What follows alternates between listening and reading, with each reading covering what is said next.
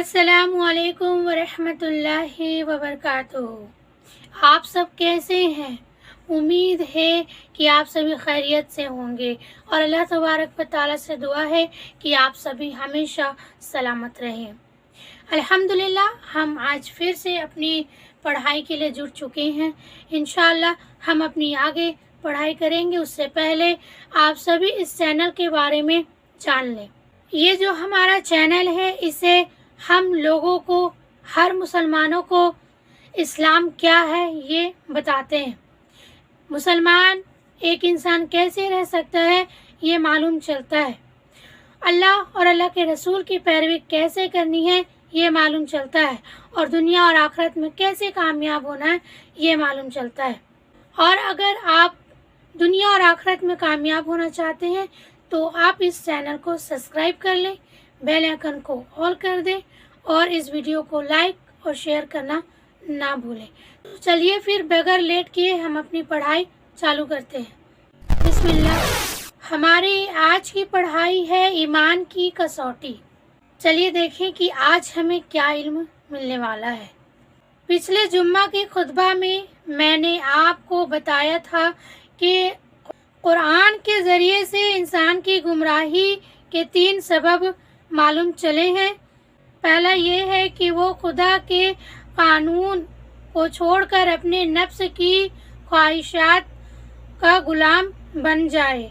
दूसरा ये है कि खुदाई कानून के मुकाबले में अपने ख़ानदान के रस्म व रिवाज और बाप दादा के तरीक़े को तरजीह दे।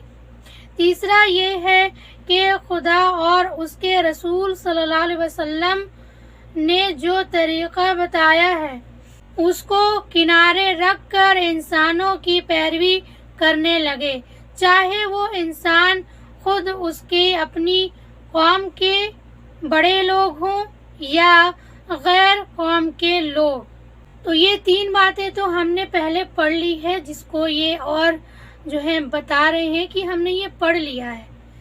अब हम आगे पढ़ते हैं कि मुसलमान की असली तारीफ। तो चलिए फिर देखें कि मुसलमान की असली तारीफ क्या है। मुसलमानों की असली तारीफ ये है कि वो उन तीनों बीमारियों से पाक हो। मुसलमान कहते उसी को हैं जो खुदा के सिवा किसी का बंदा और रसूल सल्लल्लाहु अलैहि वसल्लम के सिवा किसी का पैरो ना हो। मुसलमान वो है जो सच्चे दिल से इस बात पर यकीन रखता हो कि खुदा और उसके रसूल सल्लल्लाहु अलैहि वसल्लम की तालीम सरासर हक है, उसके खिलाफ जो कुछ है वो बातिल है, और इंसान के लिए दिन व दुनिया की भलाई जो कुछ भी है सिर्फ खुदा और उसके रसूल सल्लल्लाहु अलैहि वसल्लम की तालीम में है।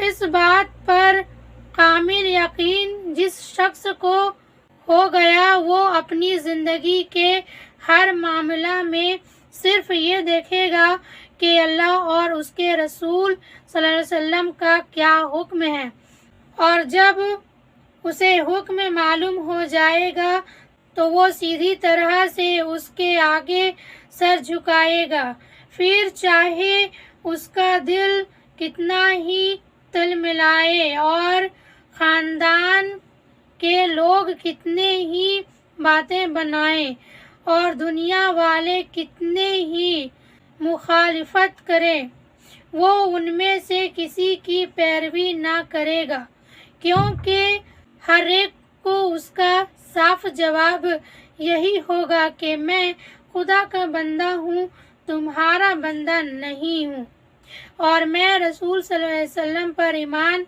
लाया हूँ, तुम पर ईमान नहीं लाया। तो हमने यहाँ पे पढ़ा कि मुसलमान की असली तारीफ़ क्या है। तो जो हकीकी मुसलमान है उसकी तारीफ़ें उसके अमाल से दिख जाती है। तो हमने इसे पढ़ ही लिया, जिससे हमें समझ में आ गया कि एक सच्चा मुसलमान اللہ پہ یقین رکھنے والا مسلمان اور دنیا اور آخرت کی کامیابی پانے والا مسلمان، وہ اپنے اللہ اور رسول صلی اللہ علیہ وسلم کی اطاعت کرے گا، اس کے علاوہ وہ کسی کی اطاعت نہیں کرے گا۔ اب ہم لوگ آگے پڑھتے ہیں۔ نفاق کی علامتیں، نفس کی بندگی۔ اس کے برخلاف اگر کوئی شخص یہ کہتا ہے کہ خدا اور اس کے رسول صلی اللہ علیہ وسلم کا ارشاد یہ ہے تو وہ کرے، میرا دل تو اس کی نہیں مانتا، مجھے تو اس میں نقصان نظر آتا ہے، اس لیے میں خدا اور رسول صلی اللہ علیہ وسلم کی بات کو چھوڑ کر اپنی رائے پر چلوں گا۔ تو ایسے شخص کا دل ایمان سے خالی ہو گیا، وہ مومن نہیں بلکہ منافق ہے، کہ زبان سے تو کہتا ہے کہ میں خدا کا بندہ اور رسول صلی اللہ علیہ وسلم کا پیرو ہوں، مگر حقیقت میں اپنے نفس کا بندہ اور اپنی خواہشات کا پیروی کرنے والا بندہ ہوں۔ تو یہاں پہ یہ بات تو بالکل سمجھ میں آ گئی ہے کہ اگر کوئی اپنے آپ کو مسلمان کہے اور اس کے بعد پھر وہ اللہ اور اللہ کے رسول کا انکار کرے تو بالکل وہ منافق ہے۔ اکثر یہ ہوتا ہے، آپ لوگوں نے بھی کبھی اسے دیکھا ہوگا، محسوس کیا ہوگا، جو اللہ اور اللہ کے رسول کے خلاف کوئی اعمال ہے اور اسے جب منع کیا جاتا ہے تو لوگوں کو لگتا ہے کہ اس میں میرا نقصان ہے، اس میں میرا فائدہ نہیں ہے، تو اسے چھوڑ کر وہ کام کرتا ہے جو اس کو لگتا ہے کہ اس میں میرا فائدہ ہے، تو وہ اپنے نفس کی بندگی کر رہا ہے۔ دوسرا ہے رسم رواج کی بندگی۔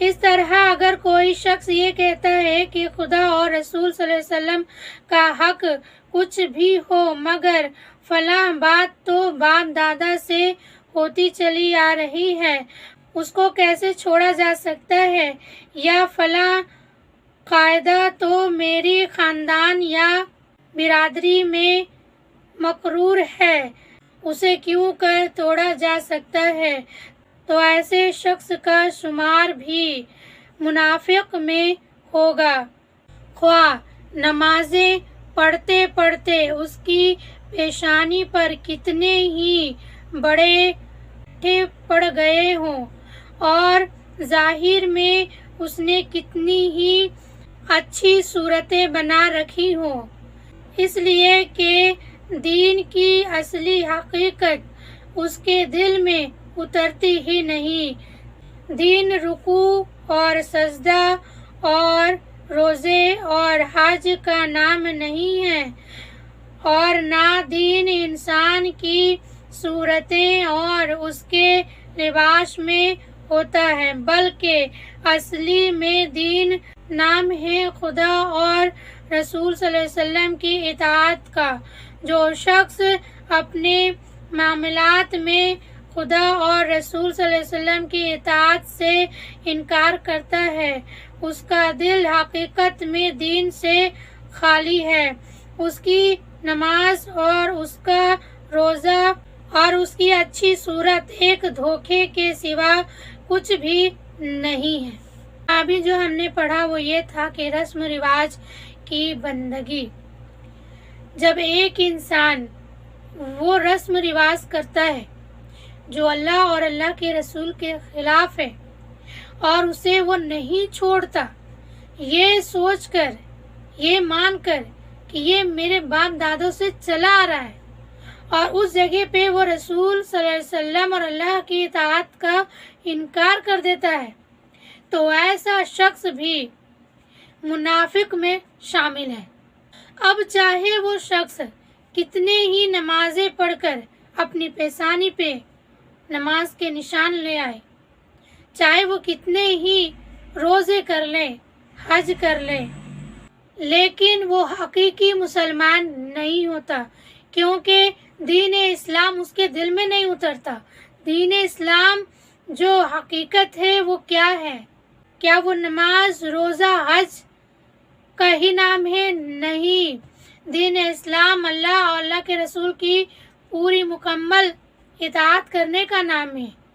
تو اگر کوئی شخص اس طرح سے اپنی زندگی گزارتا ہے، اللہ کے رسول کی خلاف ورزی کرتا ہے، اور پھر کیوں نہ وہ نمازیں پڑھتا ہو، کیوں نہ وہ روزے رکھتا ہو، کیوں نہ وہ حج کرتا ہو، اور کیوں نہ وہ خوبصورت صورت رکھتا ہو، وہ دھوکہ دیتا ہے۔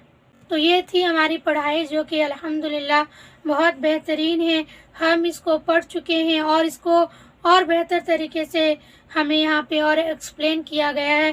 سو الحمدللہ اللہ کا شکر ہے کہ اللہ رب العزت ہمیں ایسا دین عطا کیا ہے کہ ہم اسلام کو اور گہرائی سے جان رہے ہیں۔